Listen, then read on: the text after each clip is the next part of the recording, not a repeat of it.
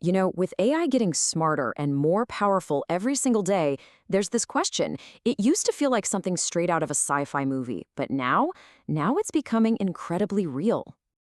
I mean, what really makes us different? What is that core, essential thing, that spark, that separates our consciousness from even the most advanced artificial intelligence? We've heard all the answers from computer scientists and philosophers, but today we're going to explore this from a completely different angle.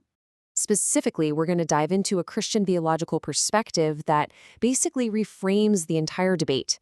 It moves way beyond just processing power and capabilities to something much, much more fundamental. And this whole perspective really hinges on one powerful core distinction: the massive difference between being created and being generated.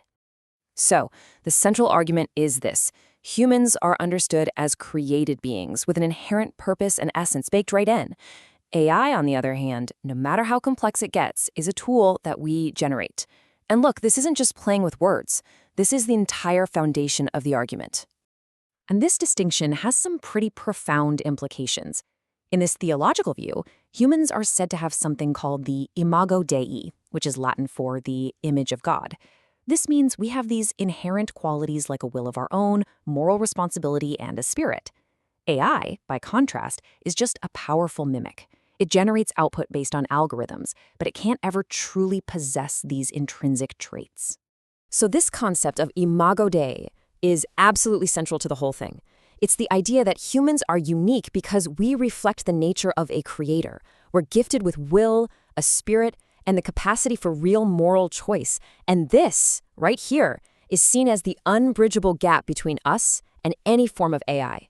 Okay, so if we accept this distinction between created and generated, what does that actually mean for our place in this increasingly digital world? Well, that's what we're going to explore right now. And here you can actually see a glimpse of the source material that inspired all this. Its central argument, right from the very beginning, is this fundamental distinction. Humans are created, while AI is generated. Literally everything else flows from that one single point. This sets up a really clear hierarchy of responsibility. If God is the creator, then humanity's role isn't to be a competitor, but a steward, a manager. We've been entrusted with creation. And this idea of stewardship is connected directly to ancient texts, like in Genesis, which gives humanity a mandate to rule over the earth. But in the 21st century context, this framework says that responsibility extends to everything we make, including our most powerful technologies, like AI. This brings us to a really critical question. If we're the stewards of AI, what are our responsibilities? How are we supposed to manage this incredibly powerful tool ethically? The framework proposes a timeless ethical guidepost: love thy neighbor. But when you try to apply that ancient principle to artificial intelligence, it forces us to confront some very modern and very urgent challenges. I mean, loving our neighbor in the age of AI means we have to ask some tough questions. Are our AI systems designed to protect the vulnerable, or will they get left behind? Is AI going to close the digital divide or make it even wider? Are we building tools for connection or just new tools for surveillance and control? And will our algorithms reflect our best hopes for humanity, or just amplify our worst biases? And this brings us to a really profound point. In a world where AI can outperform us in more and more tasks, writing, coding, analyzing data, it's so easy to feel like our own value is diminishing. But this perspective argues that's completely the wrong way to measure our worth. Our value isn't tied to our productivity or measured against a machine.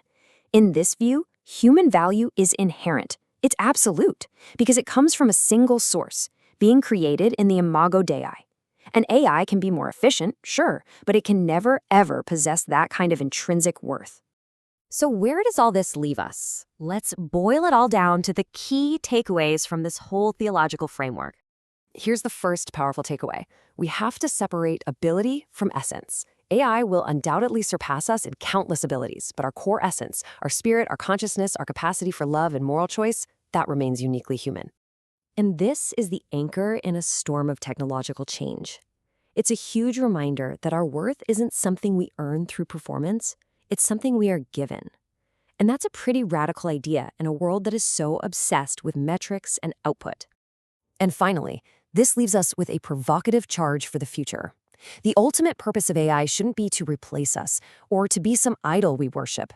Instead, it should just be a tool that we, as responsible stewards, use to build a better, more just, and more loving world. So the final question isn't really what AI can do, it's what we will choose to do with it.